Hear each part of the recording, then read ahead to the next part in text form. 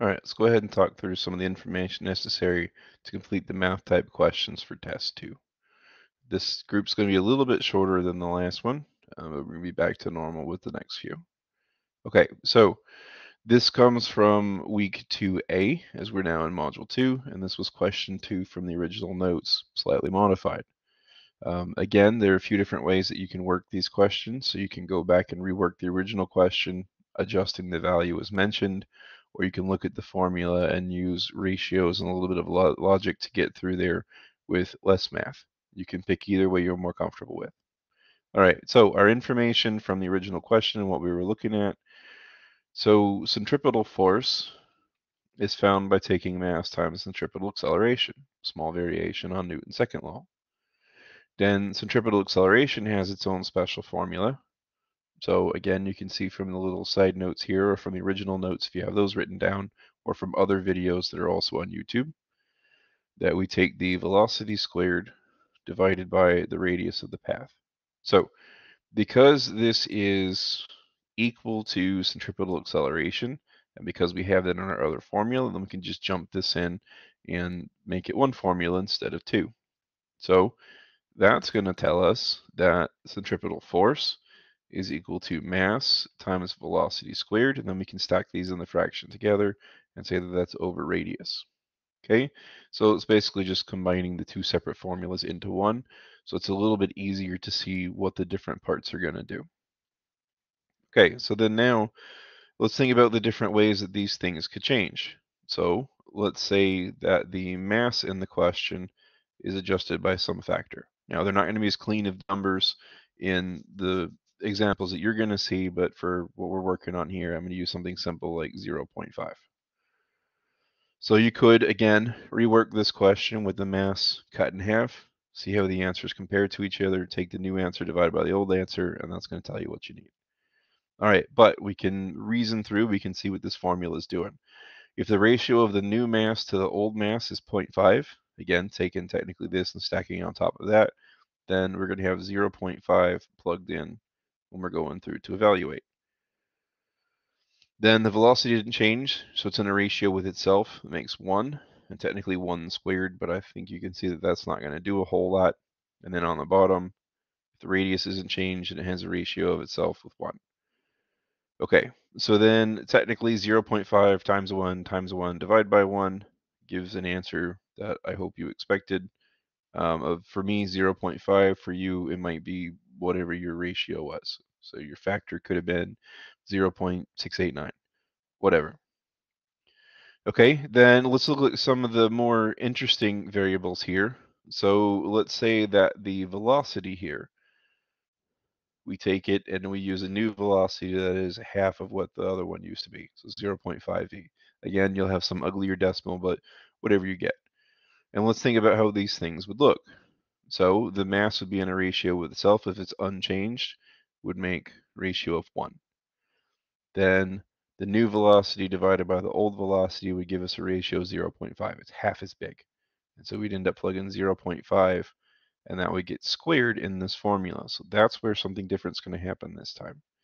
The radius is still unchanged, so it's going to be over 1.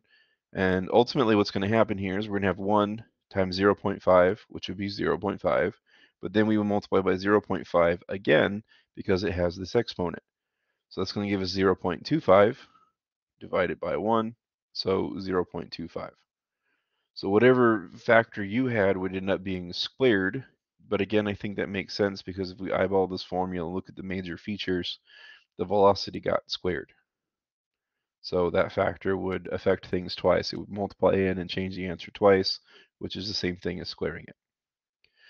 Okay, and then the last reasonable variable that we could look at, this radius. So let's say that we took the original radius and we cut it in half or multiplied it by whatever factor you have. Then the mass wouldn't be changing. We can plug in a 1. The velocity is not changing. We plug in a 1 and then square it technically because of the formula. And then the radius is half of what it was before. So putting it in a ratio with itself, use 0.5. So technically what this is going to give you is 1 divided by 0.5, or the reciprocal of your factor, whatever that happens to be. For this one, that's a relatively simple to look at. I'm just going to get 2. Okay, so if we take a look at the next one, then this is the same section, but question 4, and it's talking about work. So there are a couple of definitions for work. The one that we looked at originally is that work is equal to force times distance. And then in the classes or in the other videos, I told you that we could use Newton's second law to sort of expand on this. So if force is equal to mass times acceleration, then you can take and substitute in what force is equal to into the previous formula. Okay, and in doing that, then we get what I called in class the MAD formula. Mass times acceleration times distance. Okay, because it kind of looks like it spells a word, right? And sometimes it makes sense to say work makes you mad, right? So to me, it's a good memory trick for seeing where this formula can go. Okay, so now if we start to look at the variables, I think they're going to do very predictable things. But let's say that we have this mass, and whatever the original example was, you could work from here if you wanted to. You could take that, cut it in half, and rework the question, see how it changes, or we can evaluate just how the formula looks. So the mass is in a ratio of itself. If we took the new mass here, divided it, the m's would cancel, we'd be left with that decimal or factor. Oh, there's that glitch that pops up sometimes. All right. Then the acceleration, if it's unchanged, if you were to stack it with itself, it would just give 1 back. Again, the displacement here would just give 1 back, and so we would get 0.5. So whatever the factor was in the first place. Okay, then if we look at the acceleration, I think you can kind of see where this is going to go, but I will show the work anyway. So we take the acceleration, multiply it by some factor. To make this easier, I'm just going to use 0.5. And we look at what's happening. So this time we're not messing with the mass at all. We are adjusting the acceleration by a factor of 0.5, so we can plug that in, and the displacement is not changed. So the order changes, but this is all multiplication, so it's not going to affect the answer. We would have 1 multiplied by the factor multiplied by 1, and so we get just the original factor back as an answer. Okay, and then I think you probably know, but let's show it anyway. You have some displacement, you adjust it by a factor, so it multiplies, and I think these are all decimals, so it multiplies and gets smaller. So the mass is unaffected, the acceleration's unaffected, so if we were to stack those numbers with each other or stack the formulas with each other, then these essentially can cancel down to 1. Then what we have 0.5 times whatever the displacement was, or divided by whatever the original displacement was, ends up giving us 0.5. So just like the other one, the order has technically changed again, but 1 times 1 times 0.5 is 0.5, and so you're going to notice we got just back the factor again. Okay, then this is number 9, so towards the end of that section. So this is looking at conservation of energy. So if you take kinetic energy and turn it into potential energy, or the opposite, then the mass that's involved in both formulas actually ends up canceling with itself. So mass isn't going to matter here. That's also potentially a tip, because if mass is mentioned as being adjusted, it doesn't exist here. This question says that we're finding velocity. So if you look at how we solved from the notes before, or from the previous video, or from this little snapshot picture, then you can see that our formula is v is equal to the square root of 2 times gravity times height. Now, the way that we're looking at these as ratios means that we would end up having a formula stacked with another version of this formula. And so technically that 2 doesn't matter. It would cancel with itself. The ratio of 2 over 2, or depending on how you look at it, you could split these into separate square roots. And the ratio of the square root of 2 to the square root of 2 would basically just cancel. And so what we want to think about here, I'm going to rate this out a very slightly different way for convenience, but that 2 is going to be canceled. We're going to end with the square root of g, which remember is gravity, multiplied by the square root of height. Now, it may be useful to think about this and be a little bit more careful with the wording. This is specifically the change in height or the way the height has fallen. So the starting and ending point individually don't matter. What we want to know is how far it's fallen. So if there's a question that says that the starting height has changed or the final height has changed, that's not going to be something we can reasonably look at. But if it says something like the total height fallen has changed, that's something we can deal with. Okay, so our first variable here, which is a little bit weird to talk about it that way. Normally we assume everything's on Earth and gravity is fixed, but we could absolutely have a question that was, on the moon or on Mars or something. So if gravity changes by some factor, and so I'm going to use my very cheap 0.5, then we have to pay attention to sort of the major features that are going on here. Gravity's under a square root. That's something we need to pay very careful attention to. So what we would end up with is 0.5 under a square root. And then technically times, if the change in height is unadjusted, then we'd have just a 1 here. And so, square root of 1. Well, square root of 1 isn't really going to do anything. So all we really need to know is just the square root of the factor. So for this particular example, the square root of half is 0.7071. So you need to be careful with this one because it's not going to look like the factor because it's had the square root taken. Decimals are strange in this regard. So with most larger numbers, you take the square root and the answer gets smaller. We want to sort of revise that rule and say that if you take a square root, the answer gets closer to 1. So you square root a decimal and it grows. So this went from 0.5 to roughly 0.7. Okay, and then in a very similar way, if we look at the change in height, and again, the only important information here is the total change in height. If it's individually starting height, final height, something like that, we're not going to know what to do. Okay, if we adjust that by some factor, then notice that it has the same features kind of like gravity did. So in this case, gravity would be in a ratio of itself of 1, so square root of 1 is not really going to do anything. But then we'd have the square root of 0.5. So we take the square root of this, and we get 0.7071, similar to what we had earlier. So again, here we see the square root of your factor, which makes sense when you look at the features that are on this question.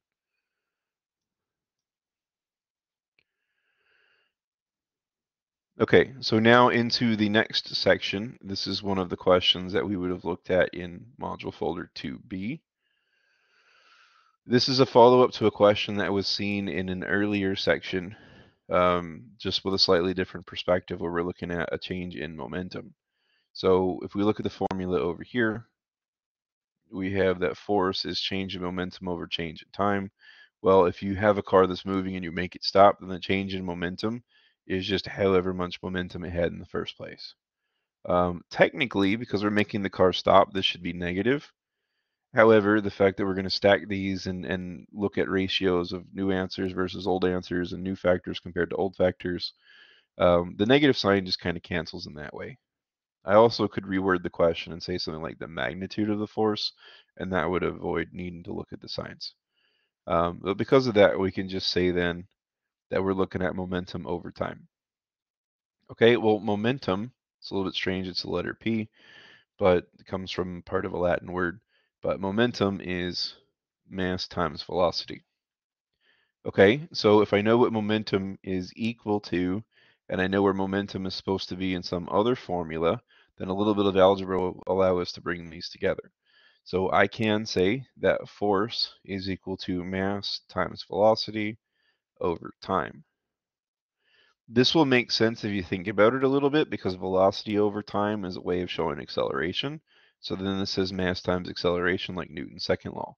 So as it turns out, this is just a variation of Newton's second law. Okay, so then now to look at these different variables and how they might affect the answer. If the mass is changed, again by some factor, I'm going to pick an easy 0.5, then look at where this m is in this formula.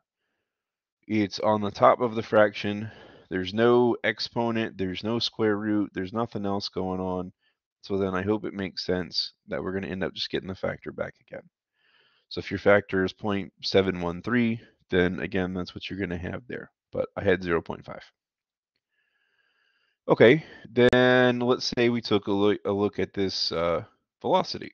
So we had some velocity, we adjusted it in some way, and then we reworked the question. As long as we change nothing else, then we can predict how the answer is going to change.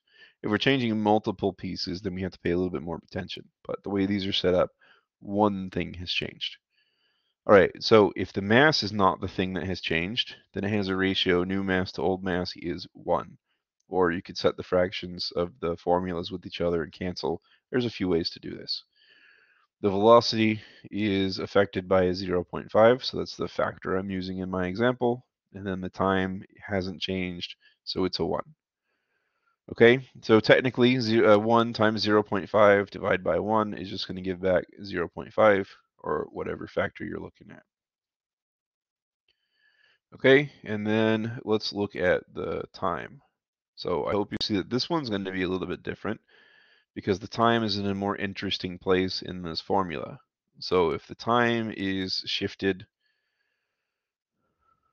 affected by, some factor here, I've got 0.5, then the mass hasn't changed, the velocity hasn't changed, but on the bottom of this fraction, we have this new factor introduced.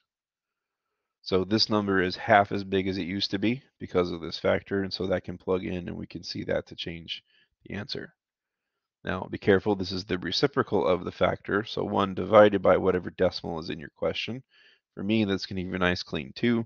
For you, it's probably going to be some number that doesn't look quite as nice, but that's what calculators are for. Okay, so next question, we're looking at a momentum collision type question. One of the biggest things that we need to pay attention to in this group of stuff is that the players end up leaving the ground together. So whatever separate momenta and mass and volume that they used to have, now that's going to get collected and they're going to move together. So we had in most of these questions with the collisions to find the total momentum in the first place. We had m1v1 plus m2v2 is equal to something. So on one of the questions, you just had to find this answer and quit. On some of the other questions, you have partial information about one player and you want to find something with the other one. On this one, we're just going to see that they're going to move together. Well, that's important because if they're moving together, then their mass is going to move as one combined thing. So it used to be 2 separate players, now they're one 2-player heap thing moving through the air. And they're going to have some new velocity that's going to be shared. So whatever it is, it's going to be different probably than what they had before on each of those. But it's going to be something together. So as a little bit of a memory trick, this isn't perfect physics, but it helps to recall the formula. 1 plus 2 is 3, right? That's one of the ways that I remember what this is going to look like. Then if I'm looking for that velocity, then I want to get rid of this stuff in front. And you do have to be careful because we're dividing these things off as a sum together. Now, don't break the laws of algebra. That's important. You can't cancel the M1 and the M2 with these up here because there's different V's mixed in. So we just get this formula that looks a bit complex, but is, I think kind of predictable what's going to happen. But we'll have M1 V1 plus M2 V2. Basically, there's just no simplification. We're keeping all the stuff we saw. And then that's divided by M1 plus M2. Okay, so in this one, I'm going to go ahead and tell you that in any question where one piece of information has changed, so the velocity for one player, the mass for one player, those are things that we're not going to be able to figure out. So if M1 or V1 independently change, or M2 and V2 independently change, then we're not going to be able to reasonably figure out how the answer is going to be different. Completely generic like this, we don't even know necessarily who's the bigger or faster player. We do have an example, and technically you could work that through, but you wouldn't end up getting anything very nice from the end. Okay, so the ones that you're really going to want to work for are when both of the masses are changed or both of the velocities have changed. So this is going to be kind of interesting. So let's do the velocity first, I guess. So let's say that the velocity has changed. So v1 and v2, again, it would have to be both of them are affected by some factor. Then what's going to happen is that's going to make the top part of this answer change by whatever that factor is. But notice there's no v's on the bottom. And so if this is, 0.5 times as big, and that's also 0.5 times as big, even if I don't know what they used to be, then what would happen is I would end up getting an answer on the top that's just 0.5 compared to what it used to be. So a little bit strange to track on that one. If M1 and M2, that sum, are not adjusted in any way, then that's going to be in a ratio of itself of 1. So this will end up giving you the factor back. Okay, and then the reason why I saved the other one for last is that it really looks kind of strange. So let's say that the masses, and it would have to be both of them for it to give us some kind of an answer. So mass 1 and mass 2 are adjusted by some factor. Then what you have to pay attention to is that you've got a sum here at the top, and I know it's multiplied by different velocities, but overall this has a 0.5, that has a 0.5. If we were doing the brute force algebra, we could technically factor that out into the front. Then same thing, these on the bottom, this sum would be affected by 0.5, and technically we could factor that out. And so through a little bit of a strange algebra trick, we would end up with 0.5 over 0.5, which means that we get 1. If your ratio of your new answer compared to your old answer is 1, then what that tells you is that this does not change. So even without knowing the velocities, if we know that both masses are doubled or tripled or 1/4 of what they used to be, however they're affected, as long as they're affected the same way and the velocities don't change, then we actually get the same answer back again. And you can check that. You can go back and you can work these.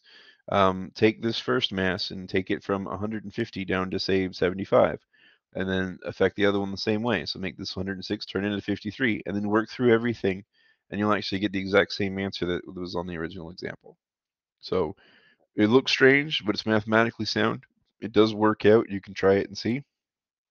And yeah, so that's just something you may not have seen coming. All right, last one from this week. This is one that caught a lot of people off guard in the past, because compared to the original example, technically I am asking you for a different kid from how this was solved. So originally I gave you some information about the small kid, and then I gave you all the information about the bigger kid, and I asked you to solve for this one. So on this one, it's worked out differently. Now, that doesn't really have to matter, but you just have to very carefully set things together. So let's say that to make things a little bit more clear, if I say the first kid is the smaller one, then let me use the smaller letters here. And then if I say that the second kid is the bigger one, then let me use capital letters here, just to make it really clear whether we're talking about small kid or big kid. Okay, and then the position necessary for the large kid means I want this R2 by itself, which means that I'm going to need to divide this large mass away. And again, just to be very clear what's big and small, using the, uppercase and lowercase letters. So we're going to get that the radius of the big kid is going to be the radius of the little kid times the mass of the little kid divided by the mass of the big kid. Now, technically, these aren't using proper torques, but even if we had done the full conversions and gravity was involved, it would have technically canceled. So yeah, in theory, we would need gravity on these to turn these into weights, but then G here and G here would end up stacking and canceling and going away. Okay, so then let's look at these variables and see what they're going to do. So we've seen this format before where there's a couple of things on top and one on the bottom. I think you should be getting good at these by now, but let's run through just in case. So let's say that the radius or position of the small kid is adjusted by some factor, but nothing else has changed. So then the ratio of the new radius to the old radius is 0.5. If the other things aren't changed, then the ratio of the new number compared to the old number is just going to be 1, right? Because you'd be stacking the same thing over itself. And then the same thing's going to happen on the bottom as well. So that's going to give you back just that factor. Then, if we say the mass of the little kid is changed by some factor, so multiplied by something, as our easy example, let's use 0.5. Okay, then the position where that kid is sitting isn't going to change, so it's in the ratio of itself with 1. Then this one stacked on top of that one to see the ratio between these masses. We don't know either number is 0.5. Or if you decide you really just must know what that number is, go back to the question and multiply the corresponding number by 0.5. Be careful though, because like I said, we're swapping which kid we're searching for. Okay, and then the mass is unaffected, so just a 1 going in from there. Because there's a bunch of 1s, we just get the factor back again. Okay, and the factor was on the top, so that's also important. There's nothing fancy, there's no square root, no exponent, it's not on the bottom of a fraction. There we go. I suppose that last comment is a little bit of foreshadowing, because now we have this mass. The mass of the bigger kid is on the bottom of a fraction. So if we have that mass and we adjust it by some factor, and we were to throw these in a ratio to see how they compare to each other, then what we would get back is that factor for this first step. But we have to pay attention to where it goes in this formula. So if that first radius isn't changed, if that first mass of the small kid isn't changed, but only the second mass for the bigger kid is changed, then you have to see that it's on the bottom of this fraction, so that's going to be the reciprocal. So we end up with 1 divided by that factor, which for my simple number makes 2. All right, and then week 2C, or module folder 2C, is the last part of the material that's going to go for this test. So, small handful of questions that we want to look at here. So we want to remember that if we're looking for the force required to move the box, okay, so we've got that the mechanical advantage is equal to the output force over the input force. So basically what you can pick up with however hard you have to try to make that happen. This ratio will give you the mechanical advantage. Now there's this weird rule with proportions, like if we stick this over 1 to make it look like a proportion, cross multiply and divide, what will end up happening is essentially the mechanical advantage here and the input force here can change places. There's just a 1 on the bottom, so if we cross multiply, that's just going to leave this thing alone. Basically, those things get to swap places. Okay, so slightly updated version of this formula, we're looking at saying that the input force, which is how hard we have to work to make something happen, which is what we're looking for, is equal to the output force divided by the mechanical advantage. Okay, then we need to pay attention to the mechanical advantage. For pulley systems, in an ideal case, if everything works the way it's supposed to, then that mechanical advantage is going to come from the number of supports or number of strands supporting the weight. For all of the cases we're going to see in the lecture, so this isn't true all of the time, but as we're going to see it, it's going to end up being equal to the number of pulleys. Officially, though, by definition, we say it's the number of supports. Okay? But we have to keep in mind, though, like I said, because it comes from the number of pulleys, we're going to see a number of fixed pulleys and a number of movable pulleys described in the question. And that's going to be really helpful here because now, because I know where the mechanical advantage comes from and I know where it sits in some other formula, I can take this stuff and I can plug it in. So now, kind of cramming all these formulas together, I get that my input force is equal to my output force divided by the sum of the fixed and movable pulleys. Okay, so what you want to pay attention to here is the fact that the top part is relatively easy to work through, but the bottom part obviously looks a little more complicated. So let's look here. The output force is typically just the weight of whatever we're trying to pick up. So um, that's technically going to be mass and gravity. So, pay attention to that. In fact, that's probably worth including. Let me adjust the formula one more time. So if the output force is the weight of the object, then that means that the output force is mass and gravity for the block. So you can see we did that little scratch work on the end here from the original example. So like I said, let me bring this all together. And the final form of everything we're looking at here is the input force is going to be equal to mass times gravity divided by the sum of the strands, which again comes from the sum of the pulleys. Okay, so now everything's involved. From here then, trying to make sure I'm not reusing my colors, if the mass of the object is affected, oops, forgot to include my factor though, then we've got a ratio of 0.5 with the mass. Gravity is unaffected, so we'd have 9.8 for Earth divided by 9.8 for Earth. And then the sum of specifically the total sum of the pulleys or strands would need to be left alone. Then that would give us 0.5. If gravity is affected by some factors, let me bring it over here. It would be a little bit strange to talk about gravity changing, but we've said this in previous examples. We could all of a sudden be talking about something on an unknown planet, something on the moon, something on Mars. Technically, there's no reason why gravity specifically has to be 9.8. So let's say that we've got some planet with a smaller gravity.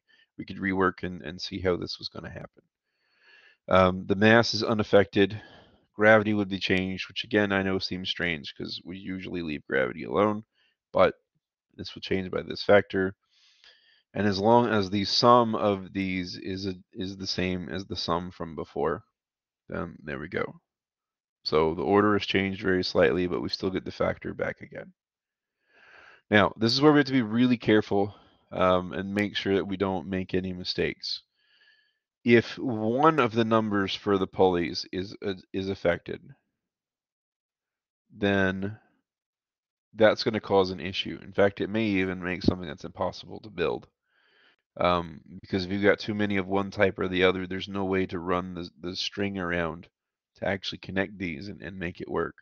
So these would need to change together. So if either the fixed number or the movable pulley, just one was changed, that would be gibberish. There would be nothing we could do there. So as long as this sum is affected at the same time, so the number of fixed plus the number of pulleys, movable pulleys, is adjusted by a factor. That's very important here. And I almost ran myself out of room, but we'll make it fit. Okay, then that would mean that the mass is the same. So if we put it in a ratio, it would just be 1. Gravity is unaffected. So again, if we were assuming from Earth, we'd have 9.8 over 9.8, which would reduce to 1. And then it's specifically this sum that would be cut in half. Now, technically, if you're unlucky with the numbers, that might make something weird. So, it might be more reasonable to say that it was doubled. But anyway, I'm going to leave it like this for now. What we want to pay attention to is that this ends up being the reciprocal of whatever the factor was. So 1 over 0.5. Or if this was a bigger number, right? If this was doubled or tripled, right? If this was a whole number, that might make more sense, but it would work the same way as it would be reciprocal of whatever that number was. So for this, it's going to end up giving me 2. Keep in mind, though, that if this had been a 2 in the first place, we would have ended up with 1 over 2, and we've gotten 0.5 as an answer. So it's going to be the reciprocal, and it must be of the total number of pulleys. Okay, then just a couple more from this section. Angular velocity and angular acceleration. So it's implied but not written here that this is angular acceleration. These rotational values are represented by Greek letters. So angular velocity, there's not really a V in Greek.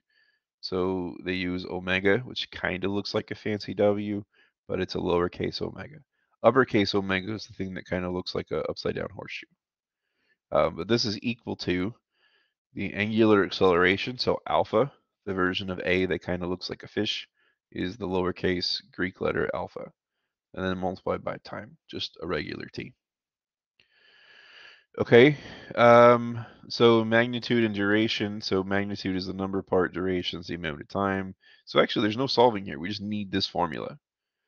And that's going to make this one pretty easy to do, I think. If the acceleration is adjusted by some factor, noticing that there's no real interesting features here, if we take alpha and we multiply it by some number, then again, you could plug that into the question, modify the number, and see what happens. But I think you can see that, okay, the ratio of the alpha numbers is 0.5. If the time isn't changed, say we had 0.272, like this example in the corner from the original notes, stack that in a fraction with itself, it just gives back 1. And so we get that factor. For me, 0.5. For you, it might be 0.817, whatever. Okay, and then I think you can probably see time's going to work in a similar way. So if you look at your original time and then you rework the question where it's been multiplied by some factor. Well, it's for, excuse me, for alpha, that hasn't been affected in this version of the question. And so the old alpha and the new alpha are the same. Stack them in a fraction, they have a ratio of 1. They're not really going to play out to affect the question. But this time the time has changed. So half the time divided by the original time is going to give you that half or whatever decimal back. And so, yeah, it's just going to be that factor.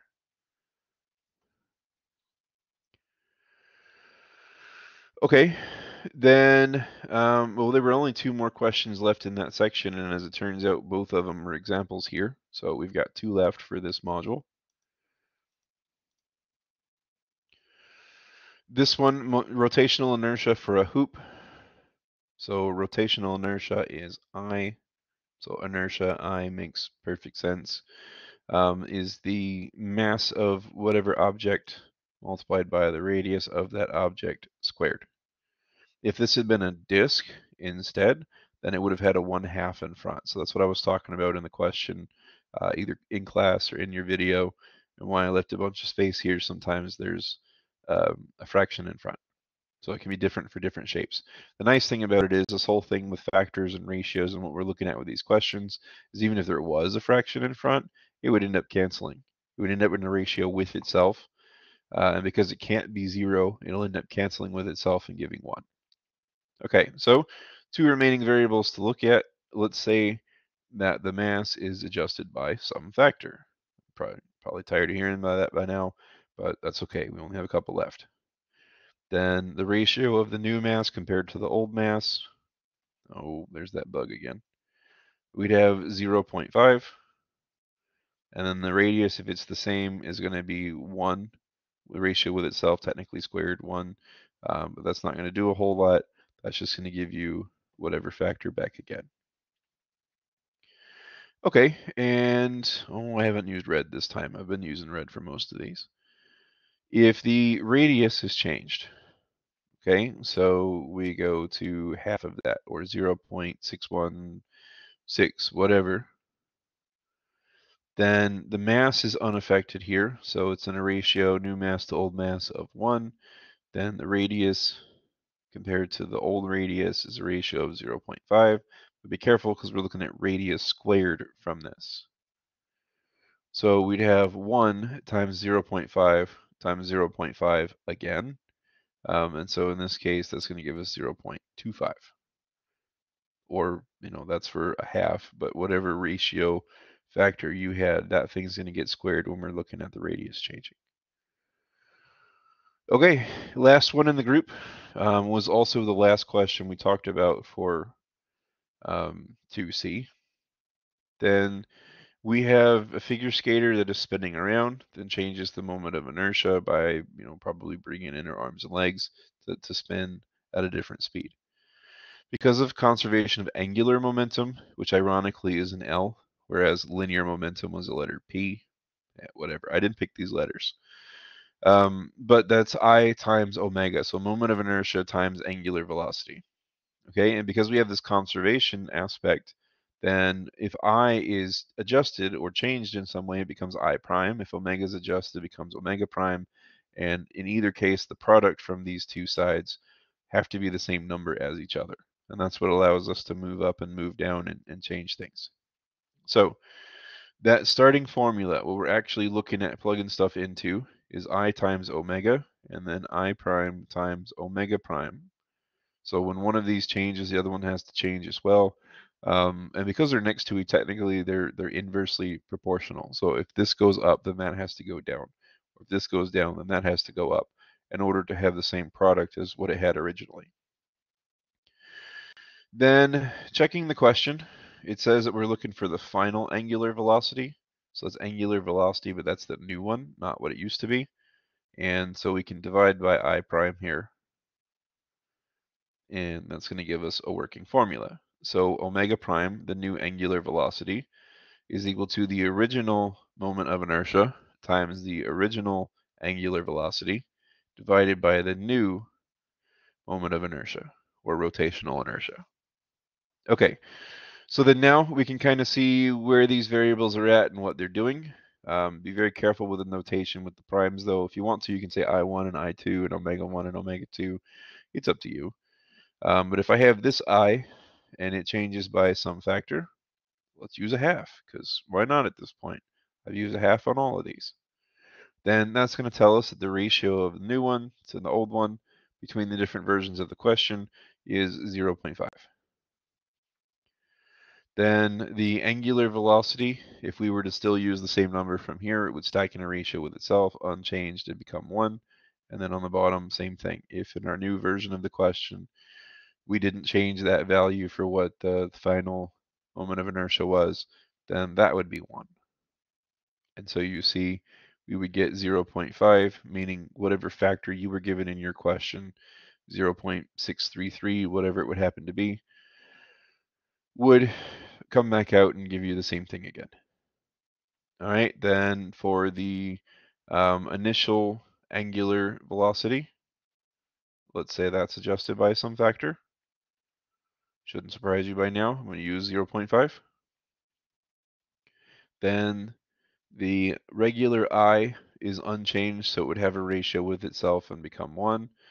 Then this would be 0.5 from how we suggested we change this, and then the other moment of inertia for after the figure skater makes a change is the same as it used to be, so that's still 1. And this one is also going to give you the factor back again. Look at the placement. Notice that I and omega are not in interesting spots, so nothing's really happening with those. Pay attention. What's the only one that really looks different? And hey, look, there's this one on the bottom of a fraction. So if the new moment of inertia or final moment of inertia in a new version of the question is multiplied by some factor, then it's going to be a little bit less predictable exactly what that's going to do without stopping and taking a look. So the regular I, the initial moment of inertia, is unchanged, so ratio of 1. The original angular velocity is unchanged, so if we put it in a ratio, in this case we'd have 58 over 58, and it would be the same, it would give 1. And then down here, this number divided by this number, this is where we find something different. We've got 0.5 here. Okay, so 1 times 1 divided by the factor. Notice that then we get the reciprocal of the factor, 1 divided by the factor. And in this case, that's going to make 2. Okay, and that should be it. I went through most of the examples. There's a couple of them I left for you to figure out, a few things that were unmentioned. So if you see them in questions later, you can decide, I think, what they do. But for now, that should be pretty much everything.